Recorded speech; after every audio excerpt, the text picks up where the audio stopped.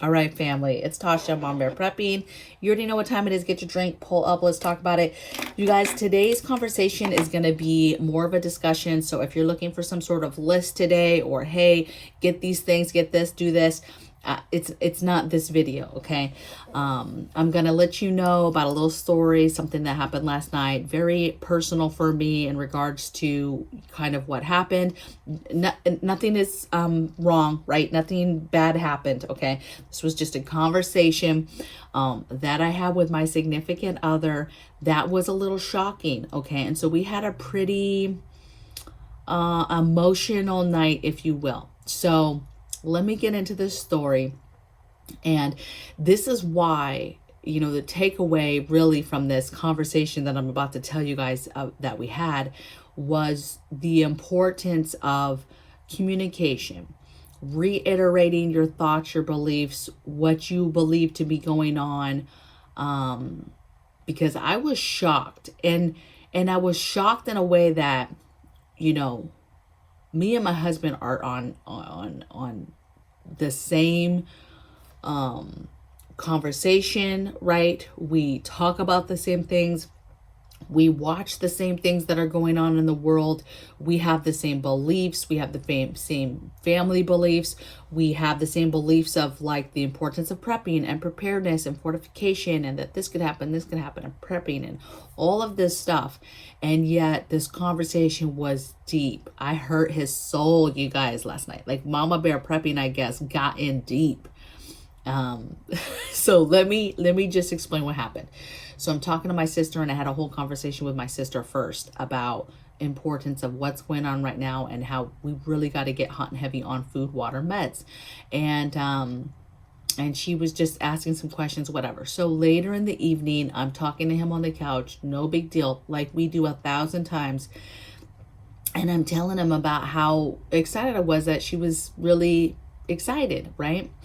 And our conversation, no big deal. So we're talking, and I was just saying how, like, wow, things are gonna be rough, and I just think that things are about to be something that neither one of us, babe, have seen in our lifetime, right? And he kind of goes, well, no, because he's a little bit older, right? He's in his 50s, I'm in my 40s, right?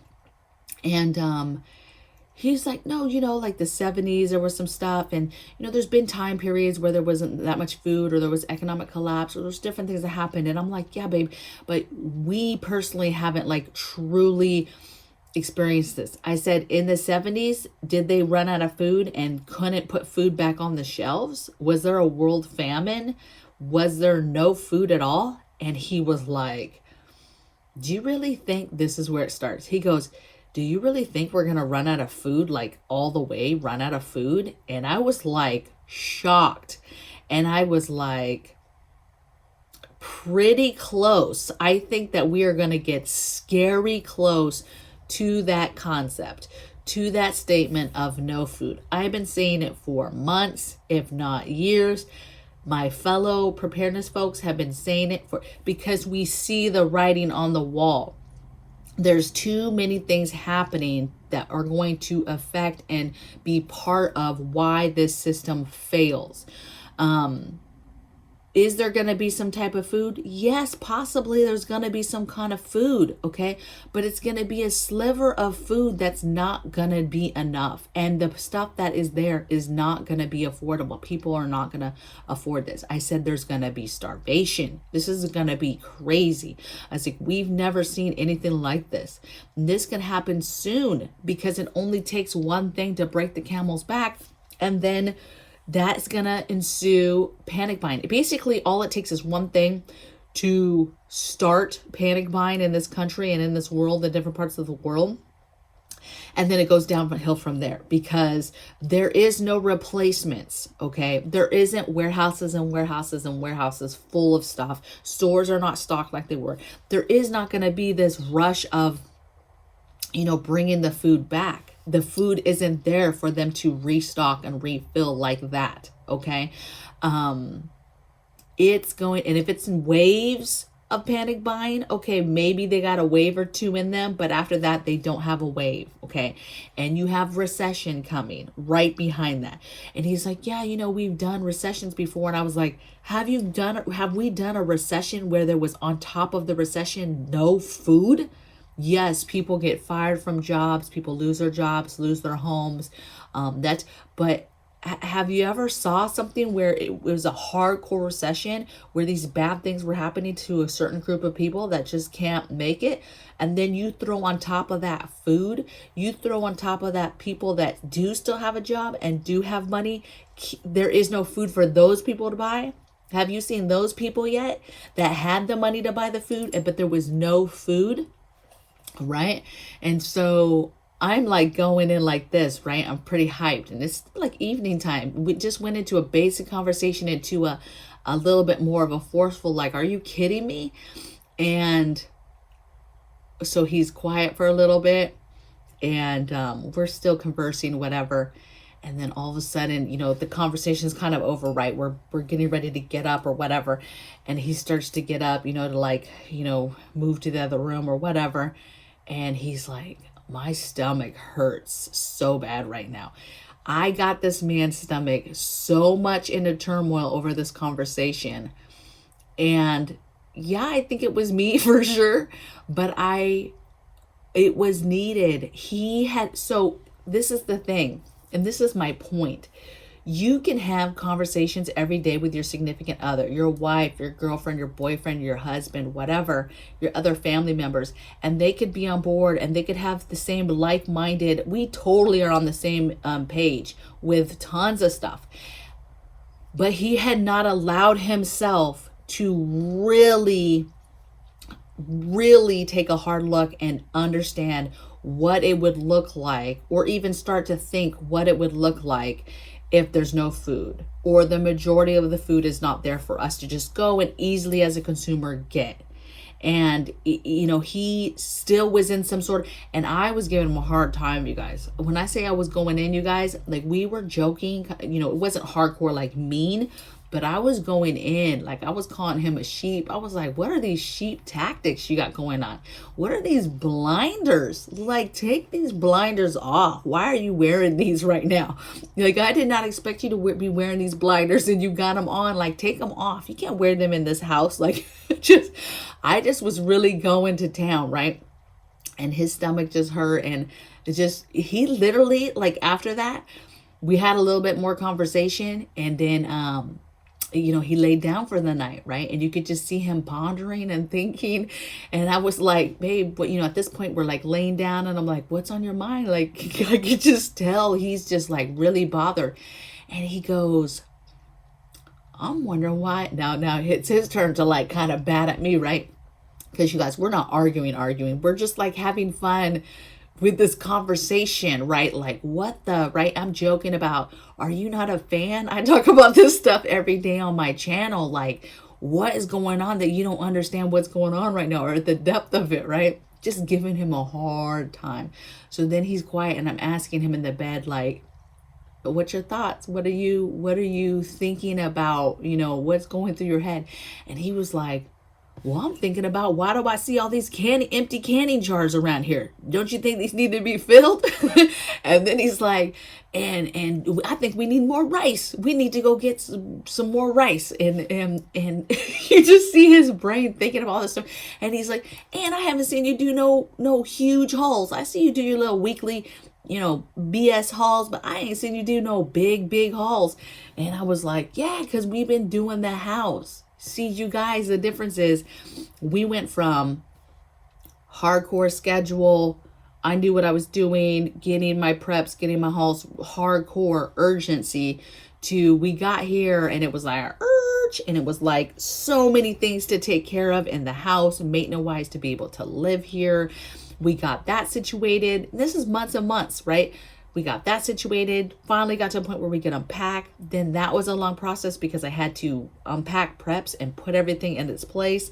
Then it became, let's move outside. It's time to start about the garden. It's time to start thinking about where the garden's going to go. We're virtually starting from over with the garden because I gave like 80% of the stuff away to the neighbor before we left. So even something as simple as extra dirt I can, recycle, or extra pots, I didn't have a whole lot. So I virtually was trying to start.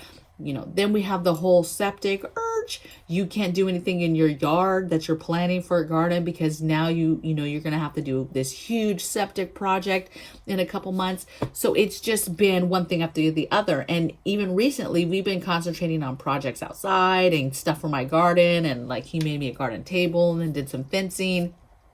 And I haven't been, besides my weekly, get my fresh stuff, fresh fruits, vegetables, bread, butter, cheese, milk, that type of stuff, creamer. I haven't done any like hardcore preps, right? And we've been feeling it in a couple areas, you guys. Hubby wasn't feeling good last month. And I don't know if you guys remember, but we were extremely sick when we got here. We probably had COVID. Who knows? Who cares? But we ran through, and I had a ton of preps, but we ran through all the cold medicine, NyQuil, throat sprays, any of that type of stuff. Even like the holistic different sprays and stuff we ran through that stuff. And so the other day, he wasn't feeling well. He's like, I'm just so congested. I need some Mucinex. And we didn't have any, all right? Because what's been happening is we've been fine. We have, we've been just using the preps. We've just been eating from the pantry. We've been using the preps we need. And now realizing like, we're running out of stuff. Realized the other day, the boys didn't have no more deodorant. It was crazy. I was like, how do I let this happen? Well, it's because I haven't been prepping. I haven't been doing hauls, you guys.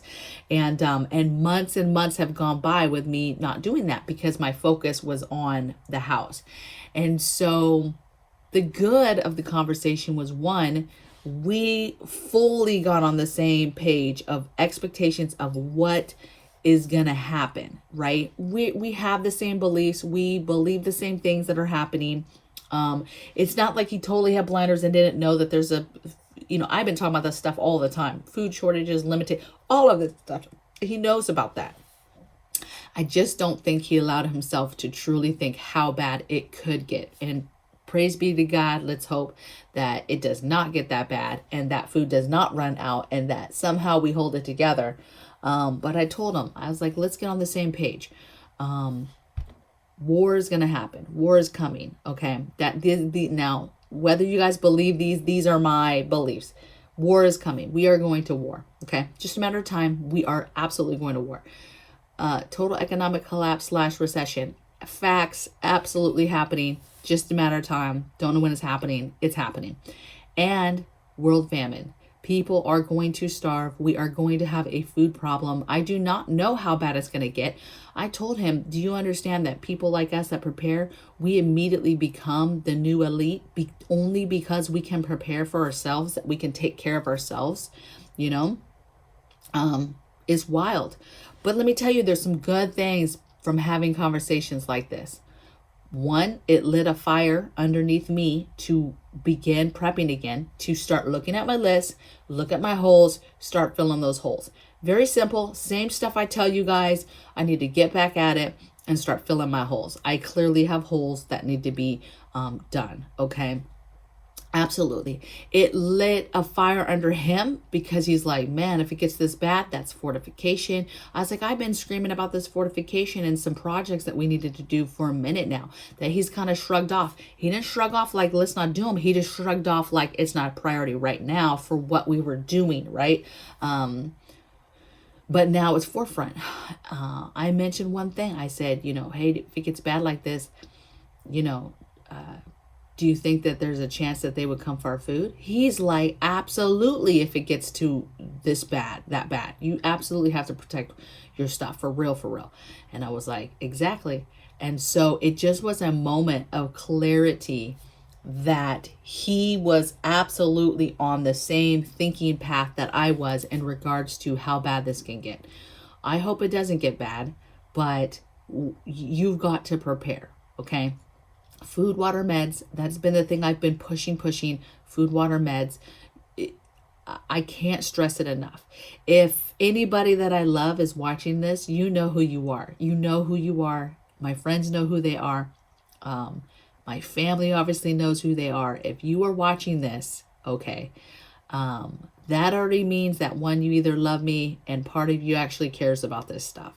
And I'm telling you now that you need to get food, water, meds. And I mean that from the very bottom of my heart. I'm not, this isn't some kind of scheme to make money.